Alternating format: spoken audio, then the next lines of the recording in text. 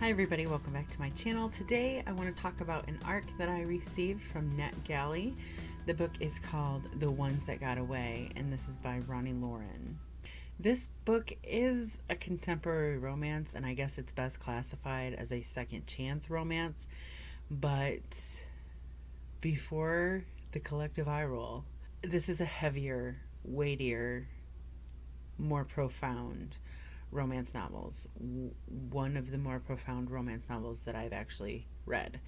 So it is the story of a small group of high school friends that are the survivors of one of the deadliest school shootings in the country. And this is not based on any actual events. It is a fictional event. So the two main characters are Liv and Finn.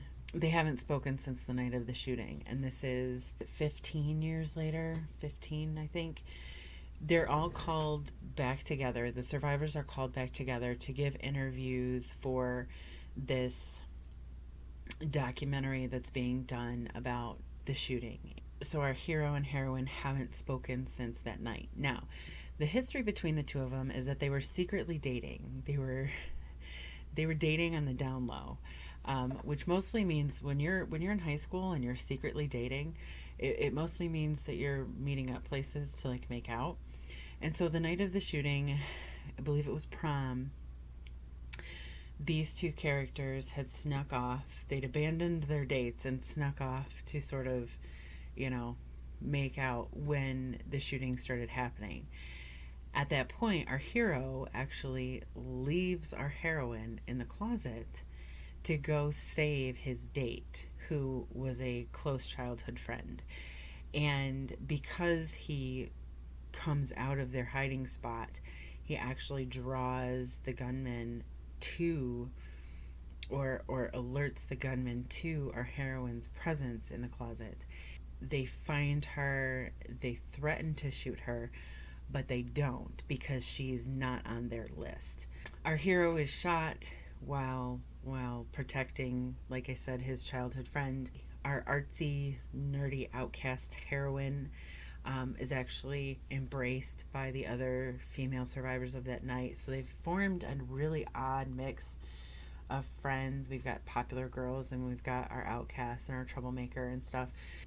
They became close after the shooting, but they really haven't kept that in touch either.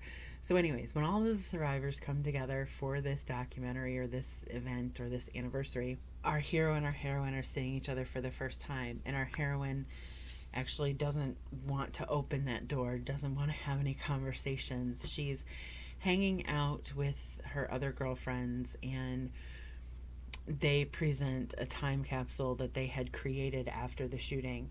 And it's got all of these letters that they wrote to the victims, like what are they going to do with their lives, because their classmates, their friends, their peers lost their lives that night. So they created these letters about how they were going to make their lives mean something.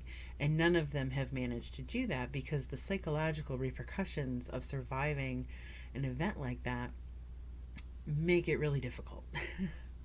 So we've got this group of women, and they're written really well. They're a great group of women, and they've each got their own voice. Some of them are a little more functional in normal society than others. Some of them, have shut down emotionally because of the event. Like they're all dealing with their common story in unique and interesting ways. So I like the group of female friends. I also like the way that our hero and our heroine are written.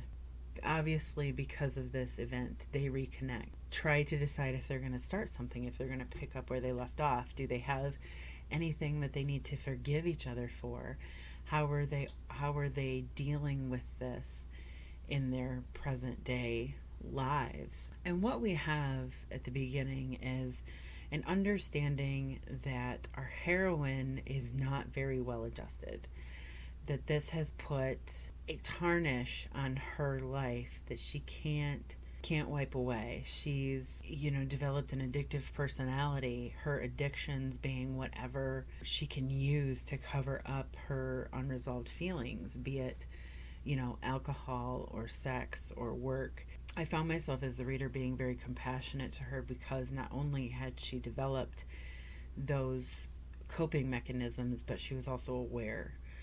She's also very self-aware that she was doing it and that it was unhealthy, but she didn't know what else to do.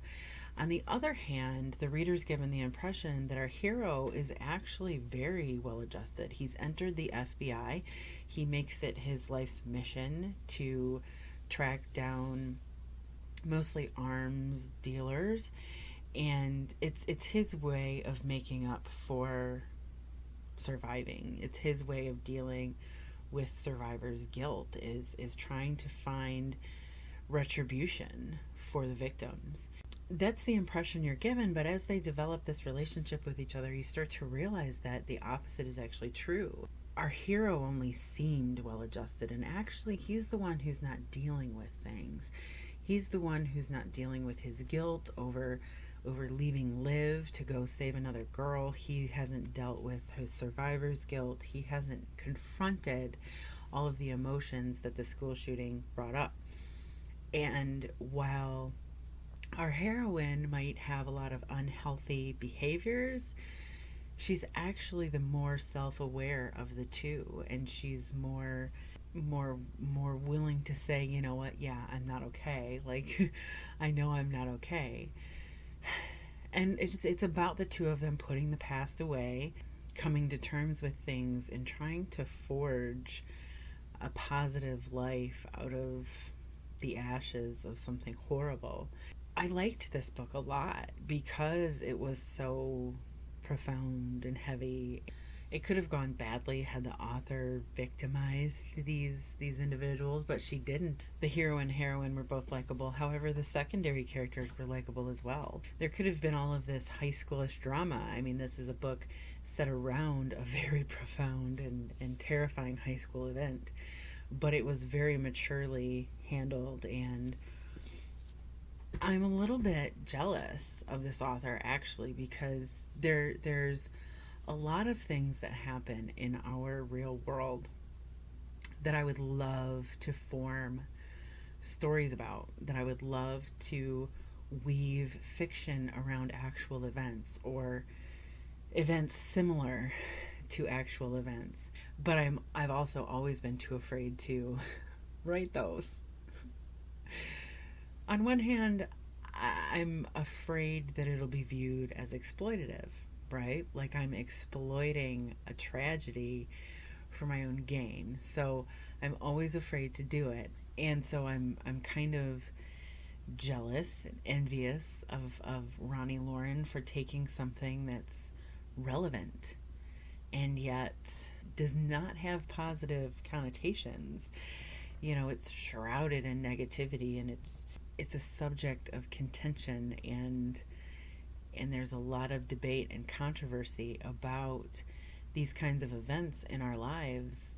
So I love that a story was written about them because I would love to do it. I'm just afraid of it.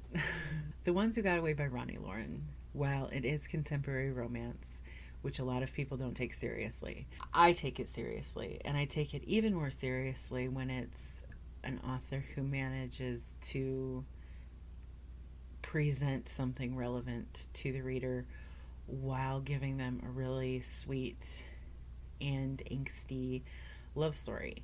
So if you're a fan of romance, I definitely recommend The Ones Who Got Away by Roni Loren. It comes out on the 2nd of January, right after the new year in 2018. So not in time for Christmas, but definitely in a time where you could take those gift cards and pick it up.